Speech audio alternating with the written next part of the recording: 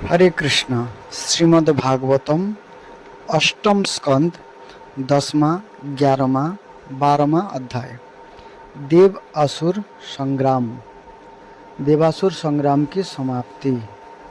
मोहिनी रूप को देखकर महादेव जी का मोहित होना। 10वां अध्याय। देवासुर संग्राम। श्री सुखदेव जी कहते हैं, परीक्षित, यद्यपि दानवों और दैत्यों ने बड़ी सावधानी से समुद्र मंथन की चेष्टा की थी, फिर भी भगवान से विमुख होने के कारण उन्हें अमृत की प्राप्ति नहीं हुई। राजन, भगवान ने समुद्र को मथ कर अमृत निकाला और अपने निज जन देवताओं को पिला दिया। फिर सबके देखते देखते एक गरुड़ पर सवार हुए और वहाँ से चले गए। जब दैत्यों ने देखा कि हमारे शत्रुओं को तो बड़ी सफलता मिली, तब ये उनकी बढ़ती सह न सके। उन्होंने तुरंत अपने हथियार उठाए और देवताओं पर धावा बोल दिया। इधर देवताओं ने एक तो अमृत पीकर विशेष शक्ति प्राप्त कर ली थी और दूसरे ने भगवान के चरण कमलों का आश्रय था ही। बस ये ही अपने अस्त्र शस्त्र से सुसज्जित हो दैत्यों से भिड़ गए। परीक्षित, क्षीर सागर के तट पर बड़ा ही रोमांचकारी और अत्यंत भयंकर संग्राम हुआ। देवता और दैत्य की यह घमासान लड़ाई ही देवासुर संग्राम के नाम से कही जाती है। दोनों ही एक दूसरे के प्रबल शत्रु हो रहे थे। दोनों ही क्रोध से भरे हुए थे। एक दूसरे को आमने सामने पाकर तलवार, बाण और अन्य अनेक अस्त्र शस्त्रों से परस्पर चोट पहुंचाने लगे। उस समय लड़ाई में शंख, तुरही, मृदंग, नगारे और डमरू बड़े जोर से बजने लगे।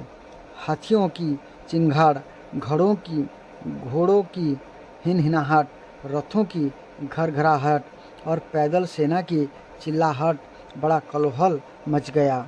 रणभूमि में हाथियों के साथ रथी, पैदल के साथ पैदल, घुड़सवारों के साथ घुड़सवार एवं हाथी वालों के साथ हाथी वाले भिड़ गए।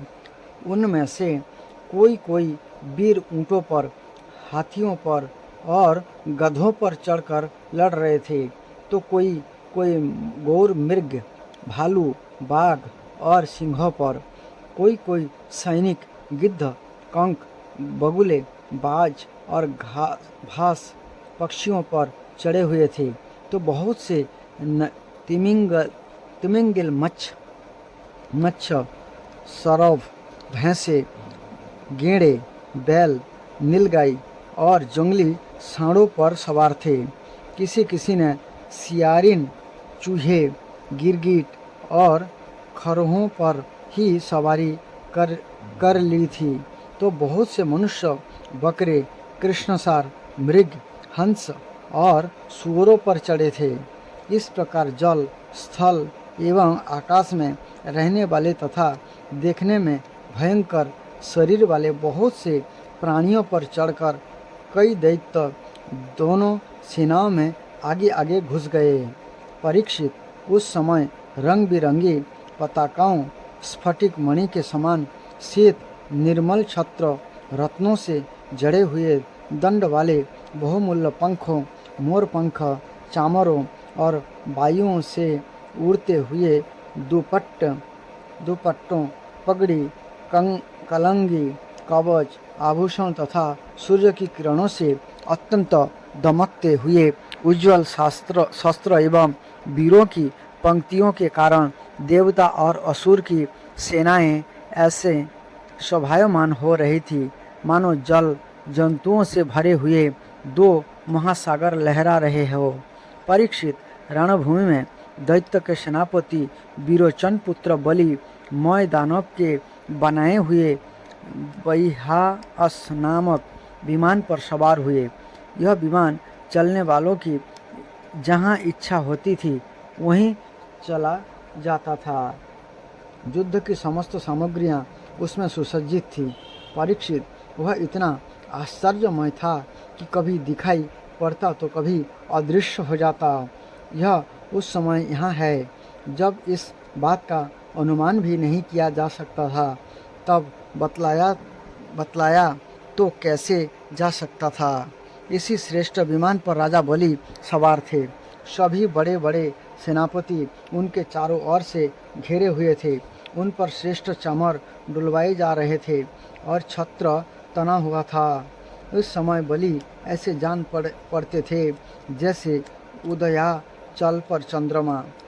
उनके चारों ओर अपने अपने विमानों पर सेना की छोटी छोटी टुकड़ियों के स्वामी नमुची, संबर, बाण, विप्रचित्ति, आयुमुख, दिमूर्धा, कालनाभ, प्रहेति, हेति, इल्लाल, शकुनी, भूत संताप, वज्रद्रंष्ट्र, विरोचन, हायग्रीव, कुशंग शिरा, कपिल, मेघदुंदुभि, तारक, चक्राक्ष, शंभु, शुंभ, निशुंभ, जंभ, उत्कल, अरिष्ठनेमि, त्रिपराधिपति, मय, पौलम, कालेय और निवात कवच आदि स्थित थे।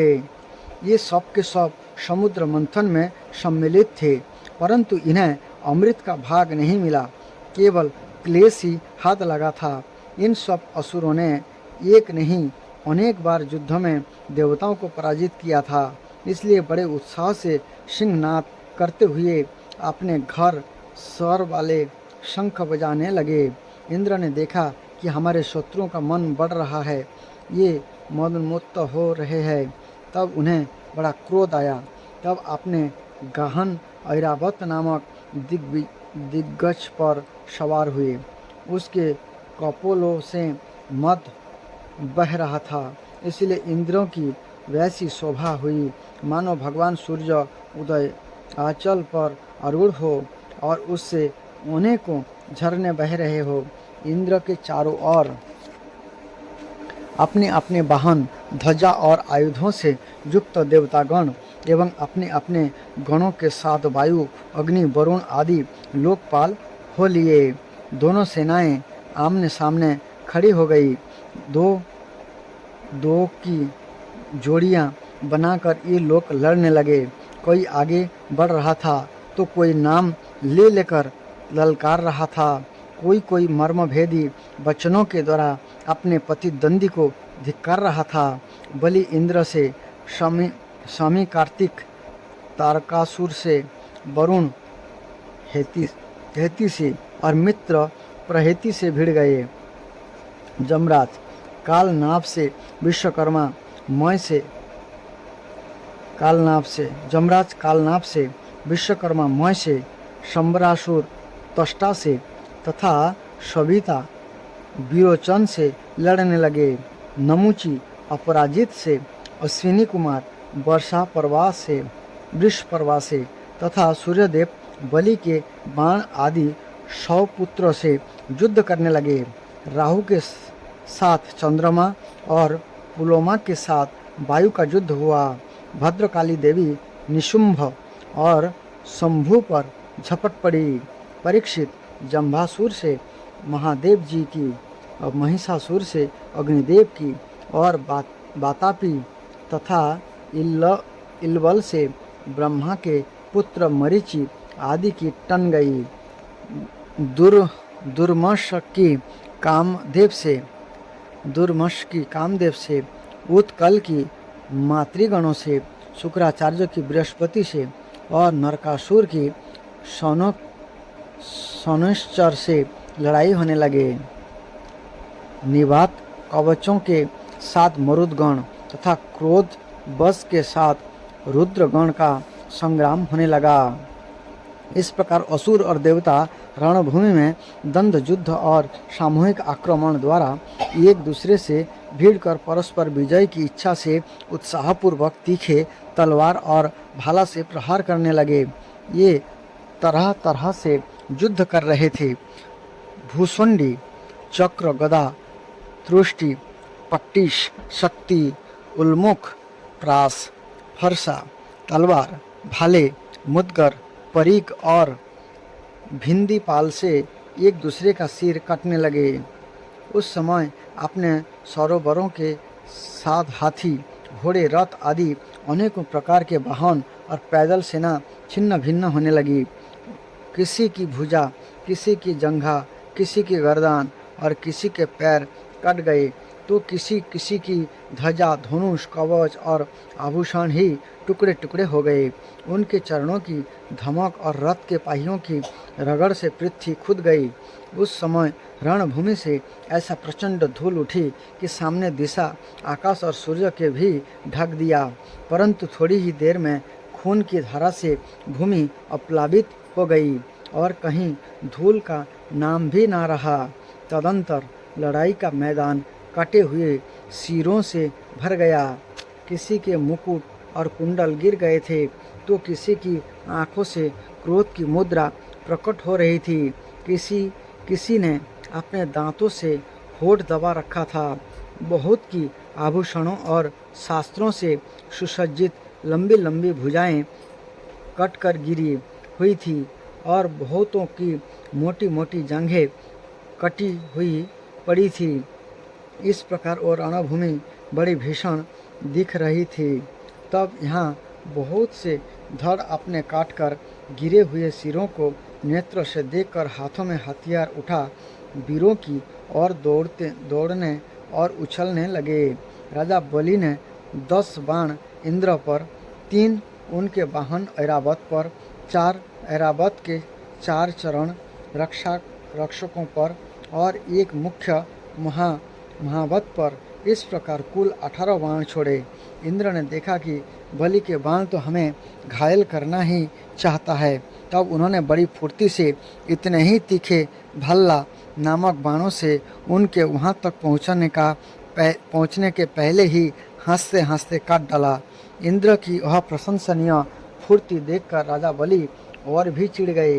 उन्होंने एक बहुत बड़ी शक्ति जो बड़े भारी लुके के समान जल रही थी उठाई, किंतु अभी वह उनके हाथ में ही थे, छूटने नहीं पाई थी कि इंद्र ने उसे भी काट डाला।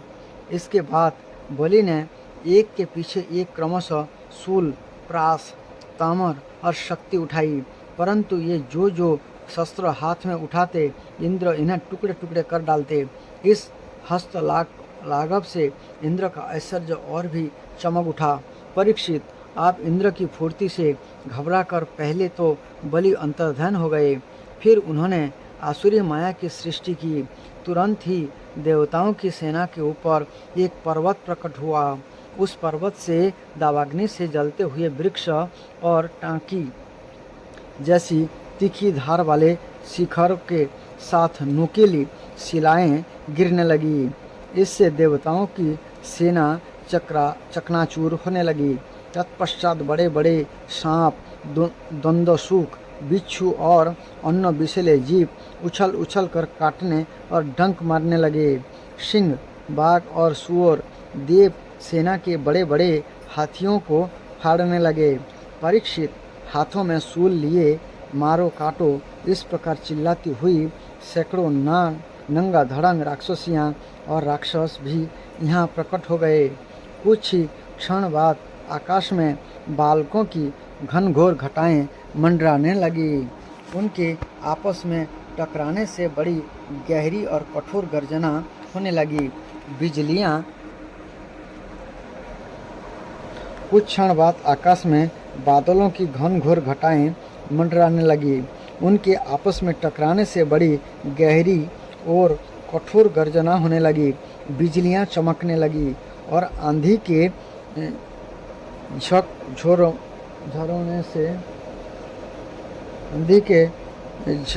झोरने से बादल अंगारों की वर्षा करने लगे।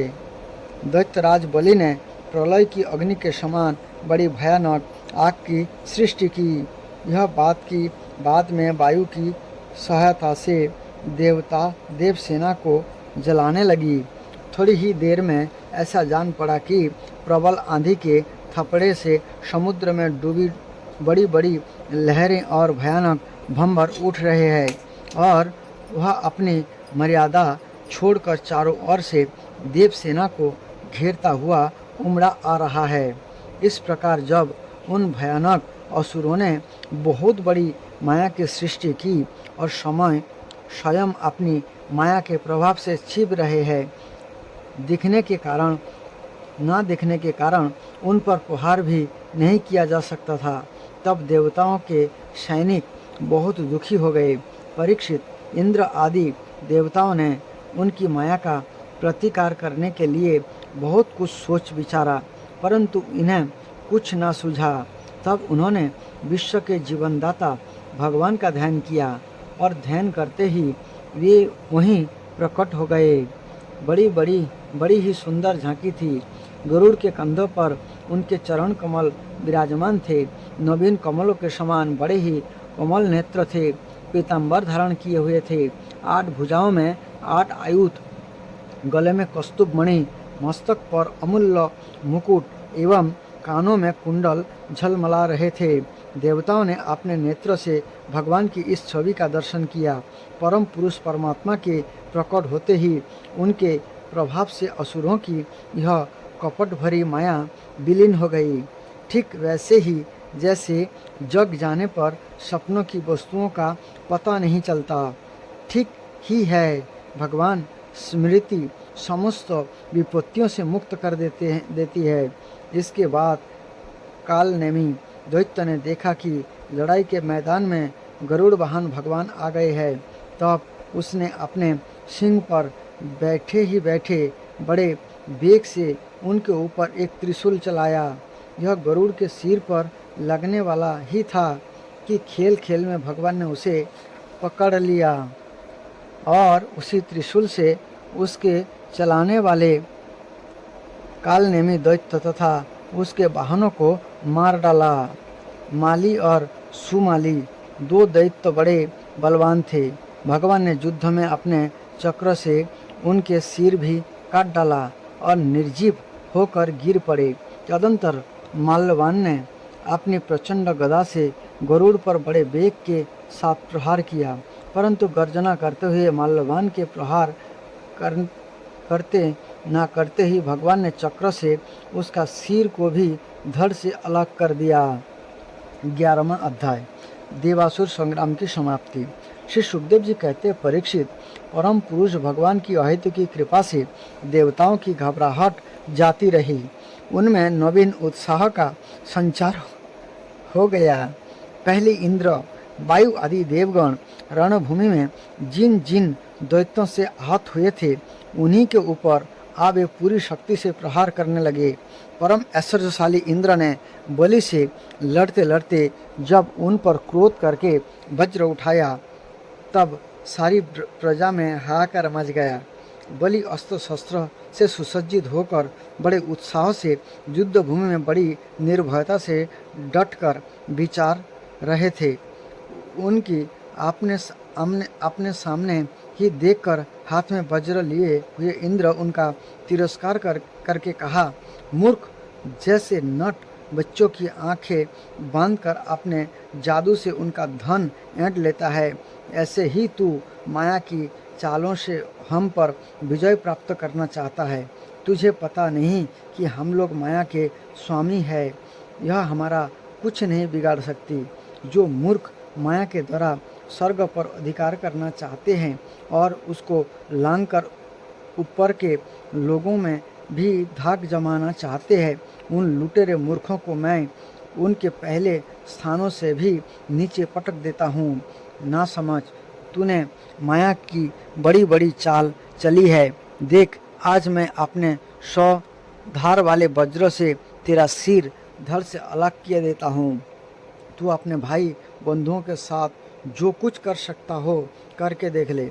बलि ने कहा, इंद्र, जो लोग काल शक्ति की प्रेरणा से अपने कर्मों के अनुसार युद्ध करते हैं, उन्हें जीत या हार, जस या अपजस अथवा मृत्यु मिलती ही है।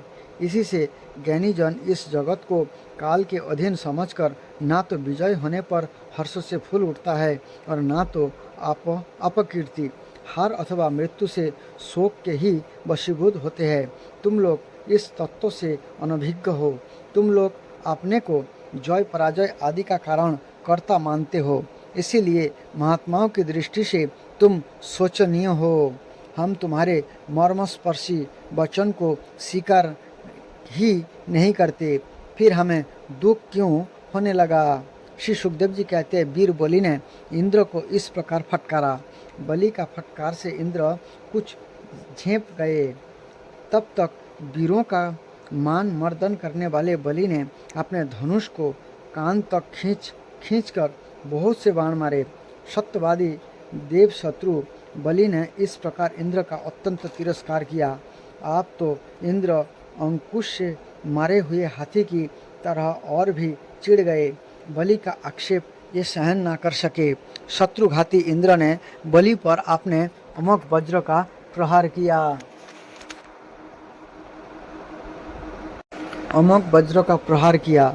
उसकी चोट से बलि पंख कटे हुए पर्वत के समान अपने विमान के साथ पृथ्वी पर गिर पड़े। बलि का एक बड़ा हितैषी और घनिष्ठ मित्र जम्भासुर था। आपने मित्र के गिर जाने पर भी उनको मारने का बदला लेने के लिए ये इंद्र के सामने आ खड़ा हुआ। सिंह पर चढ़कर यह इंद्र के पास पहुंच गया और बड़े वेग से अपनी गदा उठाकर उनके जत्रुस्थान हसेली पर प्रहार किया। साथ ही उस महाबली ने ऐरावत पर भी एक गदा जमाई। गदा की चोट से ऐरावत को बड़ी पीड़ा हुई। उसके व्याकुलता से घुटने टेक दिए और फिर मूर्छित हो गया। उसी समय इंद्र का सारथी मातली हजार घोड़ों से जुता हुआ रथ ले आया और शक्तिशाली इंद्र ऐरावत को छोड़कर तुरंत रथ पर सवार हो गए। दानव श्रेष्ठ जम्भ ने रणभूमि में मातली के इस काम की बड़ी प्रशंसा की और मुस्कुराकर चमकता हुआ त्रिशूल इसके ऊपर चलाया। मालिनी ने धैर्य के साथ इस असह्य पीड़ा को सह लिया। तब इंद्र ने क्रोधित होकर अपने वज्र से जम्ब का सिर काट डाला। देवर्षि नारद से जम्बासुर के मृत्यु का समाचार जानकर उसके भाई बंधु नमूची बल और पाक झटपट रणभूमि में आ पहुंचा। अपने कठोर और मर्मस्पर्शी बाणों से इन्होंने इंद्र को बहुत कुछ बुरा भला कहा और जैसे बादल पहाड़ पर मूसलाधार पानी बरसते हैं, ऐसे ही उनके ऊपर बाणों की झाड़ी लगा दी। बल ने बड़े हस्त लाघव से एक साथ ही 1000 बाण चलाकर इंद्र के 1000 घोड़ों को घायल कर दिया। पाक ने 100 बाणों से मातली को और 100 बाणों से रथ को एक अंग को छेद डाला। युद्ध भूमि में वह बड़ी अद्भुत घटना हुई कि एक ही बार इतने बाण उसने चढ़ाए और चलाए। नमूची ने बड़े बड़े 15 बाणों से, जिनमें सोने के पंख लगे हुए थे, इंद्र को मारा और युद्ध भूमि में वह जल से भरे बादलों के समान गरजने लगा। जैसे वर्षा काल के बादल सूर्य को ढांक लेती है, वैसे ही असुरों ने बाणों की वर्षा से इंद्र और उनके रथ तथा सारथी भी चारों ओर से ढांक दिया। इंद्र को ना देखकर देवता और उनके अनुचर अत्यंत विहल होकर रोने चिल्लाने लगे। एक तो शत्रुओं ने उन्हें हरा दिया था और दूसरे आप उनका कोई सेनापति भी न रह गया था। इस समय देवताओं की ठीक वैसे ही अवस्था हो रही थी जैसे बीच समुद्र में नाव डूब जाने पर व्यापारियों की होती है। परंतु थोड़ी ही देर में शत्रुओं के बनाए हुए बाणों के पिंजरों से घोड़े, रथ, ध्वजा और सारथी के साथ इंद्र निकल आए। जैसे प्रातःकाल सूर्य अपनी किरणों से दिशा, आकाश और पृथ्वी को चमका देते हैं, वैसे ही इंद्र के तेज से सब के सब जगमगा उठे। वज्रधारी इंद्र ने देखा कि शत्रु ने रणभूमि में हमारी सेना को रौंद डाला है। तब उन्होंने बड़े क्रोध से शत्रु को मार डालने के लिए वज्र से आक्रमण किया। परीक्षित, उस 8 धार वाले पैन वज्र से उन दैत्यों ने भाई बंधुओं को भी भयभीत करते हुए उन्होंने बल और पाक के सिर काट लिए। परीक्षित, अपने भाइयों को मारा हुआ देखकर नमूची को बड़ा शोक हुआ। यह क्रोध के कारण आपे से बाहर होकर इंद्र को मार डालने के लिए जी जान से प्रयास करने लगा। इंद्र, आप, तुम बच नहीं सकते। इस प्रकार ललकारते हुए एक त्रिशूल उठाकर वह इंद्र पर टूट पड़ा। वह त्रिशूल फौलाद का बना हुआ था, सोने के आभूषण से विभूषित था और उसमें घंटे लगे हुए थे। नमूचे क्रोध के मारे सिंह के समान गरज कर इंद्र पर यह त्रिशूल चला दिया। परीक्षित, इंद्र ने देखा कि त्रिशूल बड़े वेग से मेरी ओर आ रहा है। उन्होंने अपने बाणों से आकाश में ही उसके हजारों टुकड़े कर दिए और इसके बाद देवराज इंद्र बड़े क्रोध से उसका सिर काट लेने के लिए उसका गर्दन पर वज्र मारा। यद्यपि इंद्र ने बड़े वेग से यह वज्र चलाया था, परंतु उस यशस्वी वज्र से उसके चमड़े पर खरोच तक नहीं आया। वह बड़ी आश्चर्यजनक घटना हुई कि जिस वज्र ने महाबली वृत्रासुर का शरीर टुकड़े टुकड़े कर डाला था, नमूची के गले की त्वचा ने उनका तिरस्कार कर दिया। जब वज्र नमूची का कुछ ना बिगाड़ सका, तब इंद्र उससे डर गए। ये सोचने लगे कि दैव जोग से संसार भर को संशय में डालने वाली वह कैसी घटना हो गई। पहले युग में जब ये पर्वत पंखों से उड़ते थे और घूमते फिरते भार के कारण पृथ्वी पर गिर पड़ते थे, तब प्रजा का विनाश होते देखकर इसी वज्र से मैंने उन पहाड़ों की पंख काट डाली थी। त्वष्टा की तपस्या का सार ही वृत्रासुर के रूप में प्रकट हुआ था। उसे भी मैंने इसी वज्र के द्वारा काट डाला था। और भी अनेकों दैत्य जो बहुत बलवान थे और किसी अस्त्र शस्त्र से जितने चमड़े को भी चोट नहीं पहुंचाई जा सकती थी, इसी वज्र से मैंने मृत्यु के घाट उतार दिए थे। वही मेरा वज्र मेरे प्रहार करने पर भी इस तुच्छ असुरों को न मार सका। अतः अब मैं इसे अंगीकार नहीं कर सकता। यह ब्रह्म तेज से बना है तो क्या हुआ, आप तो निकम्मा हो चुका है। इस प्रकार इंद्र विषाद करने लगे। उसी समय वह आकाशवाणी हुई, यह दानव ना तो सूखी वस्तु से मर सकता है ना गीली से।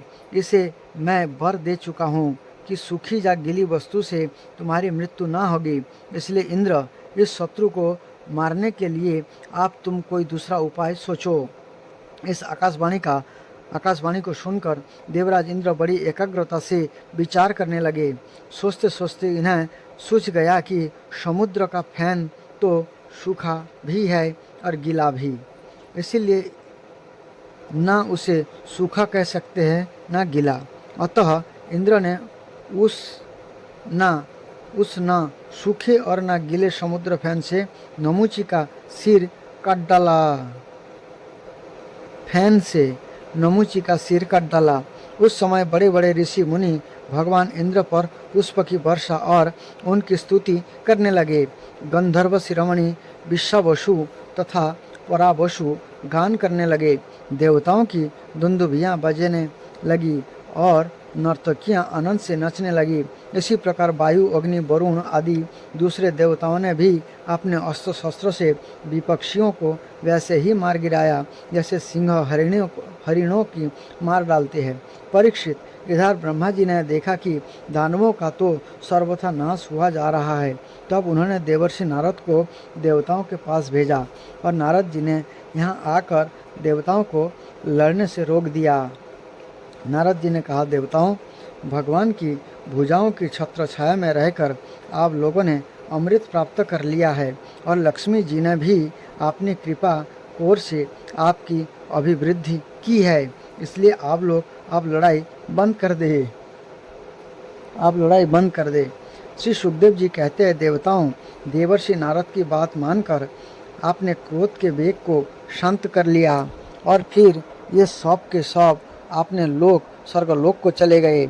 उस समय देवताओं को अनुचर उनके जस का गान कर रहे थे। युद्ध में बचे हुए दैत्य ने देवर्षि नारद की सम्मति से वज्र की चोट से मरे हुए बलि को लेकर अस्ताचल की यात्रा की। यहाँ शुक्राचार्य ने अपनी संजीवनी विधा से उन असुरों को जीवित कर दिया जिसने गर्दन आदि अंग काटे नहीं थे, बच रहे थे। शुक्राचार्य को स्पर्श करते ही बालक की इंद्रियों में चेतना और मन में स्मरण शक्ति आ गई। बलि वह बात समझते थे कि संसार में जीवन मृत्यु जय पराजय आदि उलटफेर होते ही रहते हैं, इसलिए पराजित होने पर भी उन्हें किसी प्रकार का खेद नहीं हुआ। किसी प्रकार का खेद नहीं हुआ। 12वां अध्याय। मोहिनी रूप को देखकर महादेव जी का मोहित होना।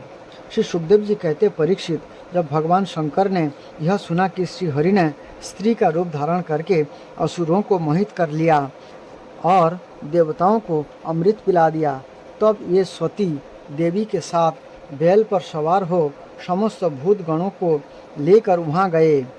वहाँ भगवान मधुसूदन निवास करते हैं। भगवान श्री हरि ने बड़े प्रेम से गौरी शंकर भगवान का स्वागत सत्कार किया। वे भी सुख से बैठकर भगवान का सम्मान करके मुस्कुराते हुए बोले। श्री महादेव जी ने कहा, समस्त देवों के आराध्य देव, आप विश्वव्यापी जगदीश्वर एवं जगत स्वरूप है। समस्त चराचर पदार्थों के मूल कारण ईश्वर और आत्मा भी आप ही है। इस जगत के आदि अंत और मध्य आपसे ही होते हैं, परंतु आप आदि मध्य और अंत से रहित है। आपके अविनाशी स्वरूप में दृष्टा, दृश्य, भोक्ता और भोग्य का भेदभाव नहीं है। वास्तव में आप सत्य चिन्मात्र ब्रह्म ही है। कल्याणकामी महात्मा लोग इस लोक और परलोक दोनों की आसक्ति एवं समस्त कामनाओं का परित्याग करके आपके चरण कमलों की ही आराधना करते हैं। आप अमृत स्वरूप, समस्त प्राकृतिक गुणों से रहित, शोक की छाया से भी दूर, स्वयं परिपूर्ण ब्रह्म है। आप केवल आनंद स्वरूप है। आप निर्विकार है। आपसे भिन्न कुछ नहीं है, परंतु आप सबसे भिन्न है। आप विश्व की उत्पत्ति, स्थिति और प्रलय के परम कारण है। आप समस्त जीवों के शुभाशुभ कर्मों का फल देने वाले स्वामी है, परंतु यह बात भी जीवों की अपेक्षा से ही कही जाती है। वास्तव में आप सबकी अपेक्षा से रहित अनपेक्ष है। स्वामिन, कार्य और कारण, द्वैत और अद्वैत जो कुछ है, यह सब एकमात्र आप ही है। ठीक वैसे ही जैसे आभूषणों के रूप में स्थित सुवर्ण और मूल सुवर्ण में कोई अंतर नहीं है, दोनों एक ही वस्तु है। लोगों ने आपके वास्तविक स्वरूप को ना जानने के कारण आप में नाना प्रकार के भेदभाव और विकल्पों की कल्पना कर रखी है। वही कारण है कि आप में किसी प्रकार की उपाधि ना होने पर भी गुणों को लेकर भेद की प्रतीति होती है। प्रभु कई आपको ब्रह्म समझते हैं तो दूसरे आपको धर्म कहकर वर्णन करते हैं। इसी प्रकार कोई आपको प्रकृति और पुरुषों से परे परमेश्वर मानते हैं तो कोई विमला, उत्कर्षिणी, ज्ञान, क्रिया, योग, प्रभि, सत्य, ईशाना और अनुग्रह, इन 9 शक्तियों से युक्त परम पुरुष तथा दूसरे क्लेश कर्म आदि के बंधन से रहित पूर्वजों के भी पूर्वज अविनाशी पुरुष विशेष के रूप में मानते हैं। प्रभु, मैं ब्रह्मा और मरीचि आदि ऋषि जो शतगुण की सृष्टि के अंतर्गत है, जब आपकी बनाई हुई सृष्टि का भी रहस्य नहीं जान पाते, तब आपको तो जान ही कैसे सकते हैं।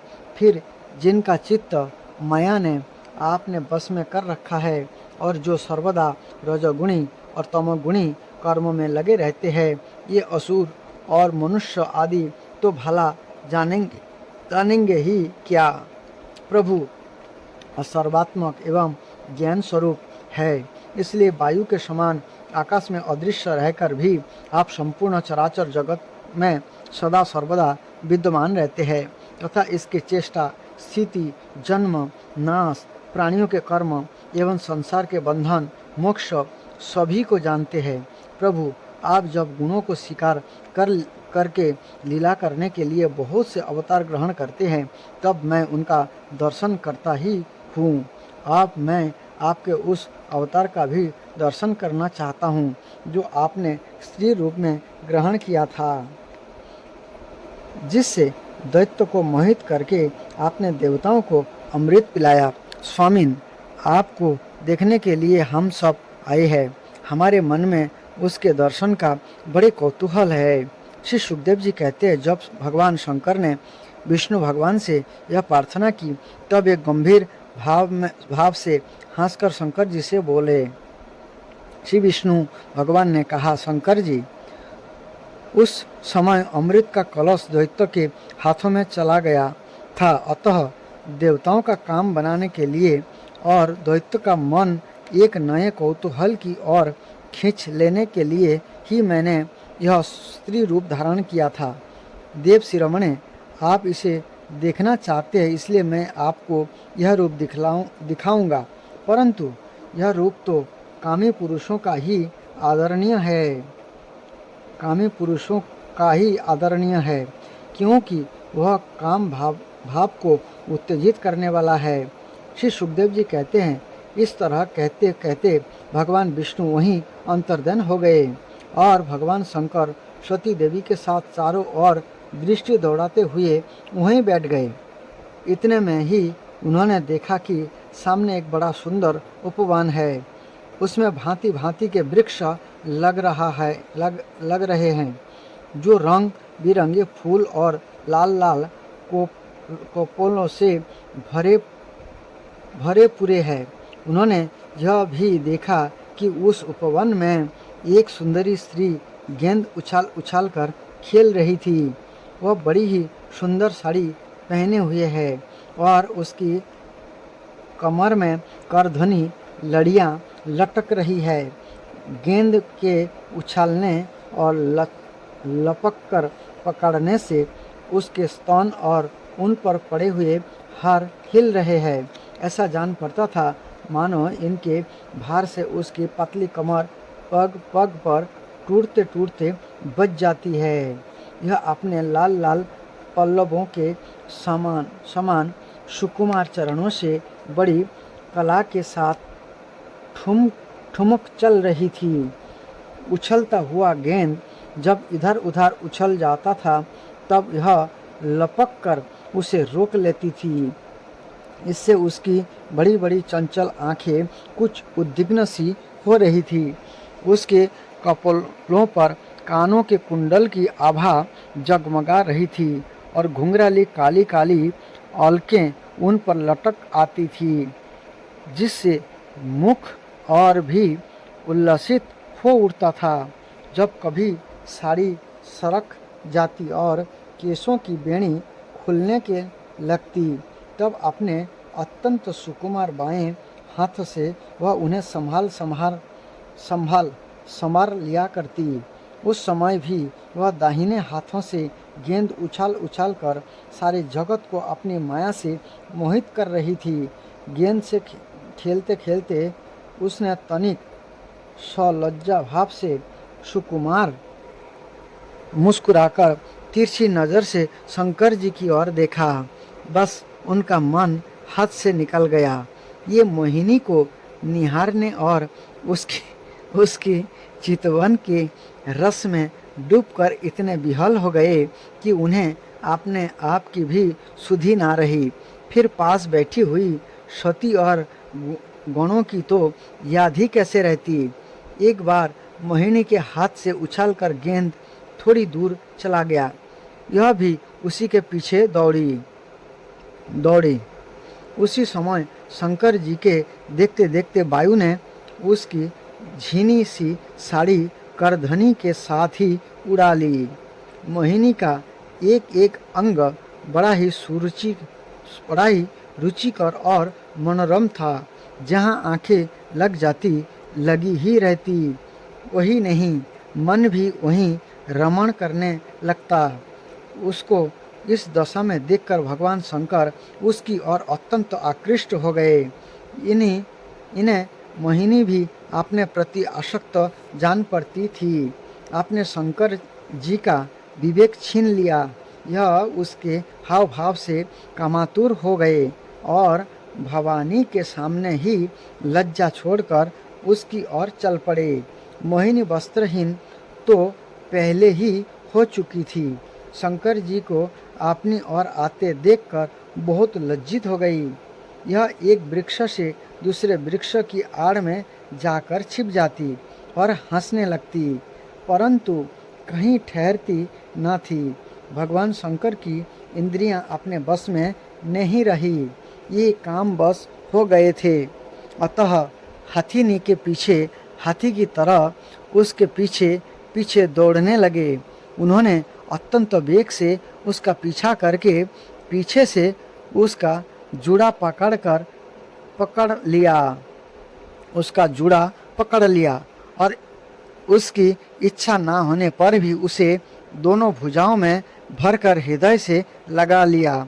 जैसे हाथी हाथीनी का आलिंगन करता है, वैसे ही भगवान शंकर ने उसका आलिंगन किया। वह इधर उधर खिसक कर छुड़ाने की चेष्टा करने लगी। इसी छीना झपटी में उसके सिर के बाल बिखर गए। वास्तव में वह सुंदरी भगवान की रची हुई माया ही थी।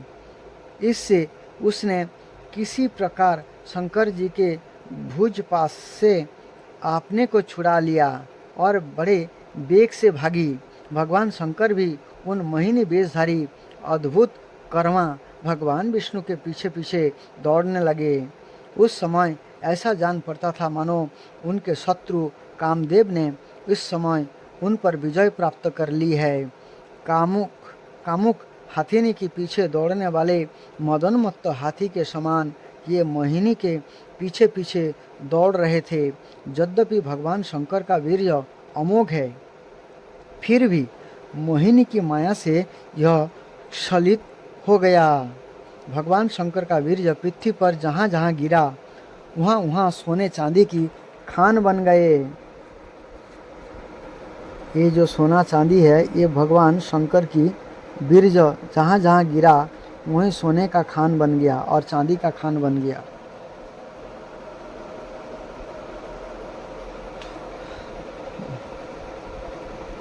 भगवान शंकर का वीर्य पृथ्वी पर जहाँ जहाँ गिरा वहाँ वहाँ सोने चांदी की खान बन गए। परीक्षित, नदी, सरोवर, पर्वत, वन और उपवन में एवं जहाँ जहाँ ऋषि मुनि निवास करते थे वहाँ वहाँ मोहिनी के पीछे पीछे भगवान शंकर गए थे। परीक्षित, वीर्यपात हो जाने के बाद उन्हें अपनी स्मृति हुई।